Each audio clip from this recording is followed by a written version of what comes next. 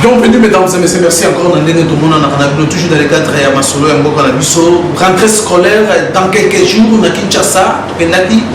na balabala, na bakinois, na bakinoises, ba maman, ba papa, ba pesa makanisi na bango par rapport à la rentrée scolaire. Ndenge za kosala les écoles publiques,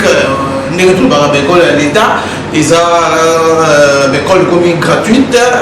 ba Minerval, ba parents ba foot à soutenir prise en charge ou les alaka. Et ça, est-ce que les parents congolais, parce qu'après, il y a une école publique, il y a un niveau, il y a une école publique, comment l'enseignement est un peu bafoué parce que les enseignants touchent un salaire à Malogate et voilà la raison pour laquelle les parents préfèrent continuer à dans une école privée, bien que les écoles privées comme ça qu'on peut le commerce l'enseignement aussi quelque part et si ma société il voit seulement l'argent pour la mais aujourd'hui avec comme promis pendant la campagne à président de la République Félix Tshisekedi, en tout cas l'enseignement donc école primaire selon la constitution du les écoles primaires mais dans le régime ils n'ont pas respecté ça. C'est qu'ils avaient promis qu'ils vont mettre ça en application et ils vont respecter cet article où ils ont stipulé que non école primaire et que ça là et que ça là voilà de l'eau comme il y a offert. Est-ce que ça solo parents d'abord l'élément que nous avons réalisé avec Pisca Swanga pour les parents par rapport à la rentrée scolaire d'ici quelques jours vraiment nazana esengo mingi surtout pour la gratuité à école primaire ti na niveau secondaire vraiment ezali de nouveau na RDC na ko aider peuple parce que ce qui totali banda indépendance ti lelo la constitution ba komaka gratuité école primaire mais tika ko sala maté mais ko yaye na pouvoir a sali effort que année oyo tout ça na gratuité à banda école primaire et secondaire vraiment ils sont pour le peuple congolais mais eloko ngala koki ko bakisa ezali mingi ya ba construction ya école parce que surtout une école laïque ba école les a vraiment ébelleté bon président ça l'effort ya construire sur ba école mususu de façon que bana oyo bazana ba école privée ba ya ba école laïque wana nde ko sala malamu mingi parce que école tozala ngo tozomona souvent ils ont école moko ya kala baba ezate ba toiture kufa bana bazova na ba condition malamu te ya auto senga la président république ba construire ba école mususu pour permettre bana batanga ba condition moko ya malamu mais ko se poser makasi zalinini bana o bazalaki na ba privé pona ko libérer ba bulletin na bango po to ko komisa bango na nini ba école baza ko linga ko pesa ba bulletin ti difficulté tozala ngo mingi yango wana ya auto ko senga ba école privée ba libérer ba bulletin ya bana pour permettre bana wana ba kinna ba école laïque donc na osenga la président de la république surtout ba parents o déjà ba futaki ba compte ndenge to landaki ministre ya enseignement primaire et secondaire que faut bazongisa ba mbongo wana vraiment ba école wana bazongisa ba mbongo o ba parents ba mepeselaki déjà ba compte bien avoir de façon que to marché ndenge président de la république azali kosenga et puis na eloko suna lingi na loba ezali problème makasi ezali ya ba enseignant omoni soki ba enseignant ba do futa bango salaire ya malamu et ko permettre ba enseignant ba pesa éducation malamu na bana ba kolanda ba cours ya malamu mais soki ba sali ke ba enseignant ba salaire moko médiocre ba on pesa cours malamu ti donc président de la république ko la bani déjà na gratuité école primaire et secondaire ata la pesa salaire ya ba enseignant po et pesa bango motivation ya kotangisa bana malamu po te bana ba zo éducation moko ya malamu la bekolo wana oyo bazosala biloka ndenge wana tokosenga na bango vraiment ba repentir parce que mboka ils ont changé biso pe ba congolais faut changer mentalité to longola mentalité ya kala to bongwana lokola porte Paul abongwana ki eza possible na mboka Congo que muto na makanisa mabe alongola yango alata makanisa malamu pona bonne marche ya mboka na biso donc na kosenga na ba préfet wana o bazalinga na ba bitidi na bango akala ba changer rien n'était possible à celui qui croit. Donc biso croit c'est la biso zali que mboka na biso ekende liboso mboka na biso échanger. Et puis là on a la kokoloba bekole ezali bekole ya la Mukate, il y a Palute, il y a IDPS, il y a MLCT, école ezali ya mboka. To pe sa chance na président de la République, eza la bato à Palou, eza la bato à la Muka, eza la bato à IDPS. Gratuité école primaire ezali pona biso nyonso, ba pe sa chance na président de la République. Parce que de remarquer mingi ba homme politique mingi ba dans opposition, bazolinga ba étouffer idée oyo, ezali malamu vraiment té. Parce que tout le monde même na France. Ce que le président de la République a suivi, initiative pour le développement en Mboka, opposition peut soutenir l'idée. Mais pas dans le Congo, l'idée est malamu, ba critique pour décourager Baninga. D'ailleurs, on s'est appelé opposant, on a bien batanga RDC, c'est l'effort que va soutenir l'idée de la gratuité école primaire et secondaire et que ça la bénéfique pour le peuple congolais. Bon, premièrement, nous merci à président Nabiso Félix. Azui likantimoko ya malamu. Parce que ça bana mingi bakufela ba parents bazoko bakotanga te. Mais likaniso ya zui esali ke banana batanga. Eza pena ba shege mususu bazaka na posta batanga bayekola misala mais possibilité za la rater. Mais loko papa la biso e bukonza boko na biso asali. En tout cas to féliciter a umela to sepe dans makasi. Siko ngai na na comité. Yango to senga na mukonzi na biso soki eza pona libela. Wane ko sunga biso ba parents mais soki ezaka pona nemoko donc e ko sala biso bien te soki asala ngo pona libela ti bana ba ko sisaka ba classe ba ke ba université en tout cas e ko sunga ba parents ebele soki ko sala pona bongo bien mais soki ezaka pona nemoko en tout cas eza mwa passe po ba otanga ne o après ane wana il faut longola bango sur école wana OK lukela bango sur école siso bando ko futa lisusu donc place wana ba bongisela biso na pour la préférence en tout cas eza motema mabe biso to Holanda o mokonza mboka zoloba nde mokonza mboka biba na batanga ni ofele yango to Holanda to Holanda ba professeur wana te to sala o mokonza mboka alobi parce que a aidé ba parents ebele na félicité papa Tshisekedi parce que papa le père alobaki le peuple d'abord. Donc à lundi maloba ya papa na e o atikela ki donc ezala pona libela yango soe na ngezali donc ezala banenyo so bana batanga ka ofele wana to ko sepani makasi umela seko na seko pona ngai etake mona mboka ezala ngo bien na ndenge po abongisi na te paiement ya enseignement ya enseignant pardon abongisi pe na te condition normale ya enseignement pour le to comme constater comme ça là boy ba aussi na ba nini moko o ke no o tika me pas ko zwango mais ba aussi ngo yango pour nini enseignement ezali vraiment et na ndenge zalaka na kala na époque ba père na sona lelo enseignement za pa na sema kasi ya welika ka problème ya gratuité enseignement siko pona ba pour la évolution ou soit fonctionnement enseignement vraiment à Hollande ou à Hollande langote pour toi mon pourcentage comme baruti élevé de quoi le comme à 100% ce que à kanisi ni pour na yango naïveté nazana mona te mais nazana ba petite sœur ba petit frère ba tanga na ba privé ce que à penser pe ni pour na ba privé wana pour ba ba tanga ba privé lelo to ko to na ba na ba ko l'état ou ndenge to ebité c'est le président na biso ce qui va préférer na bazo bunda faire la ba préférer privé pour ba ko pe ba ko ndi mateka na kamoko boye gratuité kotoyo ba ba futa ba mbongo nde eloko zo benda mambo dumbutu wana. Est-ce que le premier ministre y a enseignement au bâti pour y pas à l'école na yo privé ce que a pensé pour na makambo wana pe conseil ya kopesa lokola ndenge toyoka na ba pays étrangers vous allez non soki oza na projet na moko boye oyo président na gouvernement est doté au moi mike mo pona pour ça le projet na wana après na simande ko ya kozongisa ba mbongo wana ce qui réservé possible pour na ba privé ba luka ba ngata ma solution mo boye ya mbongo pour bango pe ba pour mon na des tendances dès que l'état ba otanga gratuit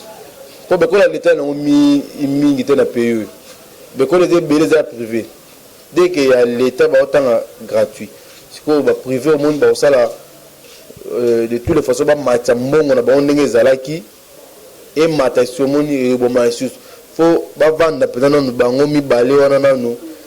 ministre et enseignement, na président, na staff et enseignement mubimba va vendre nous, va réserver nous makama. Pourtant ou ba fiche examen d'été bimate pour la privé pour l'État bimane tout mbalamoko. Ba vendre nous ba tider nous makama no bien. Ba le on a nous la gratuité ba améliorer nan ba tala nous c'est nan misisa pena likamwana. sepeli makasi na mukonzi na biso ninga zo facilité biso bana batango fele pona biso ba para to sepeli na ya umela zali papa baza 4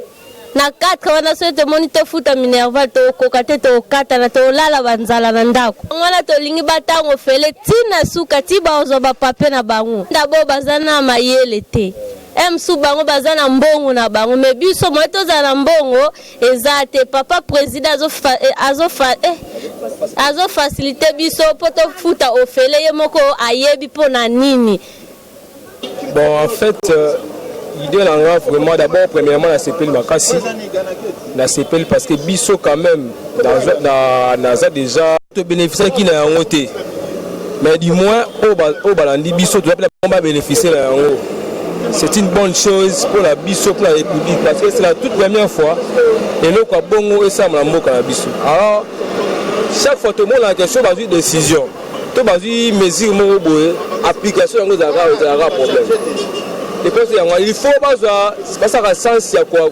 sens sur mesure mesure le mo boye. Faut pas appliquer ngo comme ça ngo tina suka on des amalam. Et là qui ba le bara que là ko tira pour na malobara pas mbaté. Faut pas appliquer en haut et que tina suka dira mandape et que la liberté parce que la constitutionnelle là que non la constitution le dit que non classe primaire ti na secondaire il faut dans la gratuit on a l'éducation de base donc là c'est pas le makasi mais ba préfère la promoteur so ba comment idée en chef de l'état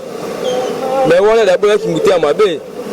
bango ba mesure comment idée parce que bango bazana ba la poité devant chef de l'état le chef de l'état garde la nation. Ceux qui a le bip peut appeler ordre, mutabo ya ngwazati. Appeler ordre, mutabo ya ngwazati. Ata le winengani sur l'état appliqué à lui que non, boete mutabo ya ngwazati. Eza dictature te mais eza moyen moko boye o ezaki esunga batu, esunga biso, eza constitutionnel, eza mibe ko moko mteli ngwala. Eza ngwala. Donc moi bala toi te ya boyango. Sur la majorité de l'école, surtout l'école à l'état l'école officielle so ya bazu yango déjà mettre en application c'est bango ba suer kaka mais faut pas surtout bango soki biso école wana banani école était la majorité bango ba minorité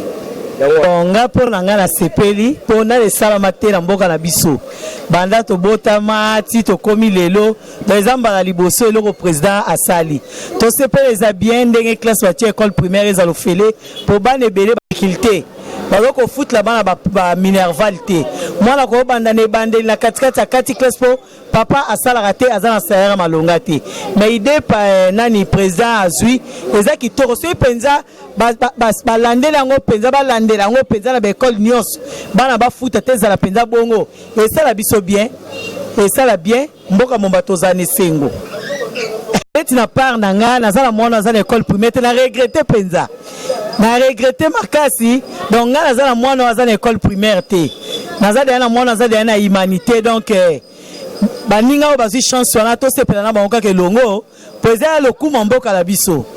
eza lokuma mboka ata na ndako na nga nazala mwana école primaire te na même bafamille mosusu bana bakotanga bazala lese esalika biso nso esengo tango mokonzi akwesi mibeko soki bato baboyi kotosa akangi bango susi na biso eza mpenza bongo oyo kotosa mibeko te bakangi ye tango baninga mosusu bamonaka ekole wana bakangi préfet na bakangi ye baekole mosusu ekochange même baekole privé omoi teke bakokitisa baminerval bakokitisa minerval mpo président azwi décision na ye déjà école ekorespecte te préfet ekorespecte ou bien directeur okorespecte mibeko président apesi te bakanga école wana mpe bakanga directeur ya école wana mpo mokonzi so esi alobi fo kotosa bon mpo na ngai nzambe asunga ye nzamba sunga président na so Félix okola za mwana mboka omoni ke za mwana mboka alakisi pena motema na bolingo po za mwana mboka aboyi biso bana mboka to mona passe ezalaka pona neote et continuer ozomona esala ba parents bien po bana ebele baza na balabala baotanga te ezalaka pona neote po soki ane oyo bafuti te ane wana mususu oyo bafuta donc bana bazonga la balabala mais ce qui c'est que continue penza na moment oyo yazana le président na mboka oyo na ba mandat na nyonso ce qui continue bongo ba ope ba ya sima na ba kolanda kaka exemple wana et ça la biso kitoko et ça la bien en tout cas ce que simbi bon changement et ça la biso bien bonga pona nzamba pambola ye to yambie papa lobaki le peuple d'abord abo sanate okola bandi na makamba l'école primaire ça va ata la pe libumu koto yo tozo nyokwama social libumu donc fufe komaka ya masangu sakombi moko debi kono masangu sakombi moko passe atala na libumu kota libumu e simba ndeti biso erotala tongo sito ndo pore bakazi poani po moi fufe monana nzamba pambola ya pese mayele pe bato azo travailler na bango aflandela bango alandela batuana gouvernement otozelaki tomone bimi alandela bango oya BBC kangaye chaye kuna kangaye nakasho kangaye naka enseignement ba privé toza mai donc kingo penza se melibiso classe mwana tanga na école wana kaka mais po banda classe à compte eza ba $100 ba salandam tozwango wapi mais nzamba sungaye nzamba sungaye pa ngapana to boakele ba fleur nzamba sungaye le peuple d'abord libumu mai pasi courant pasi nzamba pambole ya biso ye donc préoccupé plupart ya ba responsable okende de gauche lisolo ezaka yango okende à droite lisolo ezaka yango wana. Moi-même personnellement nazalaki na cadre ya musala o na mekaki ko convaincre baninga na kotalisa baninga ba collègue tozalaki na bango à ce qui concerne la situation ya gratuité ya enseignement. Eza solo mingi ndeko on a koki ko témoigner que c'est vrai nengo uti koloba eza likambo moko oyo etika kosala matin na mboka oyo de connaître ba régime otoyebi na Congo awa mais oyo tozanango et salimo distinction à ce qui concerne applicabilité ya gratuité ya enseignement. On a koki ko témoigner busolo que eloko wana ekozala cadeau pona ba peuple congolais te eloko wana ekomami na constitution na buku likonzi oyo toza nango mpona mboka na biso nazoyebisa bana mboka baya mboka bayeba yango eza eloko oyo eyebani na kati ya buku likonzi eyebani sikoyo eza manque ya volonté politique na mboka oyo pour que eloko wana ekota en vigueur. Yango naza kotonda nazo opesa matondo mingi epa ya président Fachi o tozana ye azamona mboka ye aye na volonté wana. Je pense que peu importe o bakolo ba de gauche à droite mais tozomona toko critiquer mais eloko ya mutuya eza basigne nakoki ko rappeler pe bana mboka e bao bazolanda biso que il y a eu un moment na Bible eza référence pour ba chrétien bakendaki kotuna Yesu oyo eza Jean-Baptiste ke kotuna ba disciple ya Jean-Baptiste dirais bake kotuna Yesu yo oza nani bazolo banini pona yo oza nani. Yesu Kristo ayanolaki bango nani atindi bino eza Jean-Baptiste nda akende kotinda bino akende ko atindaki bango po bakende ko kotuna ye tango ya azalaki na prison mais Yesu ayebisaki bango nini bamoni bazomona bao bakufi miso bazomona bao balobaka bakoka bazotambola. Donc voilà un peu image oyo ye ayaki nango. Donc balobelaki yango me ye aye na bilembo oyo azolakisa mpo bango bayeba mpenza ke mutu oyo ya solo aza messi. C'est de même na buku na biso oyo ya buku mama Lukunzi toza nango ekomami eke en tout cas il faut mwana nyonso atanga ofele akende ofele na klasi. Alors je salue vraiment initiative wana,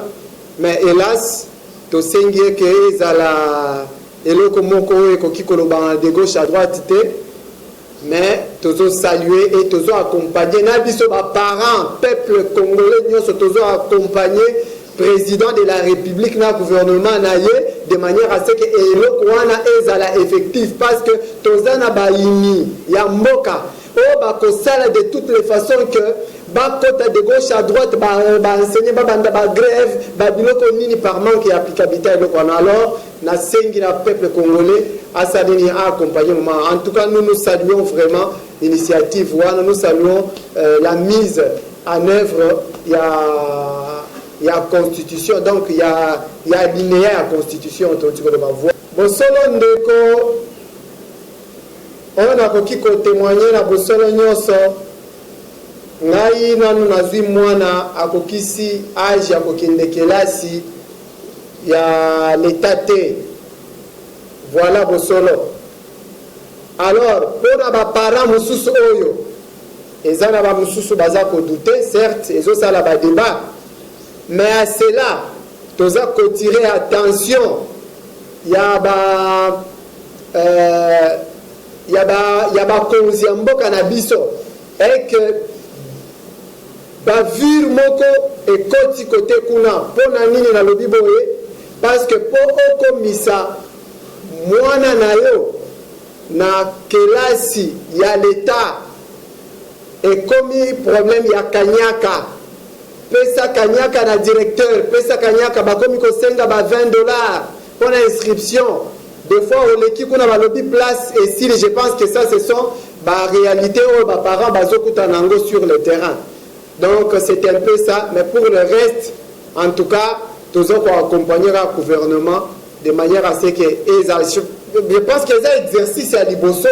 et que banda et que ça la dit contacte.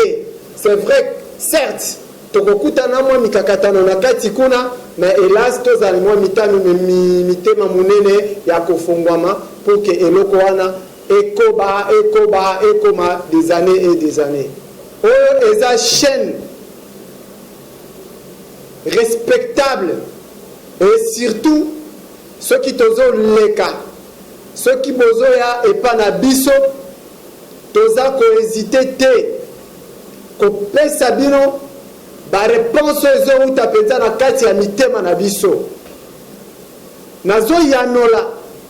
na mutuna wana malamu avec beaucoup de précision. Oyebi eloko mususu eza nini? École otozobenga privé ekomi boutique. Wana naza ko souligner yango bakonzi bazolanda ngai batia bokebi. Ministre bacheko cha wana ministre azala na bokebi mingi à ce qui concerne les écoles privées. Batu bazui bandaku na bango parce que bazana ba locataire bazofuta mabe, parce que bamoni penza que l'état comme kolande la problème à garantie basali nini ba diviser bandaku wana et comme ba école primaire et comme ba école secondaire pour rançonner la population congolaise. Les parents, ça je n'accepte pas et le peuple congolais ne peuvent pas tolérer cela. Tozo monango na ba cité na ba confin mususu yebani te na niveau ya ba ministère. Nous déplorons cette façon de faire. Tozo senga na bokonzi ya Félix Tshisekedi alande la situation wana. Ndeko bango nde bazoya na situation ya ba $300. Bazoya na ba situation ya ba $500. kopengana bana pamba pamba bato wana nde na minute oyo tozoloba bazosala bacampagne de nuisance na baconfin na butu bakutana mpo baétouffe eloko oyo tobengi gratuité ya enseignement mpo bana baya epa na bango baya epa na bango. Nous dénonçons tout ça, nous dénonçons cela ndeko naza contre makasi eloko yango soki toloki na leki na chaîne oyo c'est pour kotirer attention ya bagouvernement na biso. Toza na chaîne ya mutu ya makasi, Voice of Congo, la voix du Congo. Alors nous tirons l'attention pour la école privée wana bolande la bango ceux qui basent na ba document, ceux qui basent na ba dossier complet et kangama. Je salue l'année passée député à Matadi alandela ki ba école mususu pour que ekangama ba école privée wana tellement que Kanyaka, le président de la République, azali ko dénoncer likambo ya Kanyaka jour et nuit. Bango ba komisi Kanyaka ba pesa na ba inspection pour ba reconnaître ba école wana. Alors ils a vraiment déplorable kaka ndenge na uti ko yebisa bino. Alors ba parents doivent tirer attention. Tout ce que nous pouvons faire, c'est faire confiance à l'État, à notre cher État congolais. Totindi Banakuna, les parents seront pris, les enseignants seront totalement pris en charge. Les foutis na bango, soins de santé na bango, bango baya, kola kisai que bisopeto lingi mboka. Parce que il y a un proverbe mususu ou bien un penseur avait dit, lorsque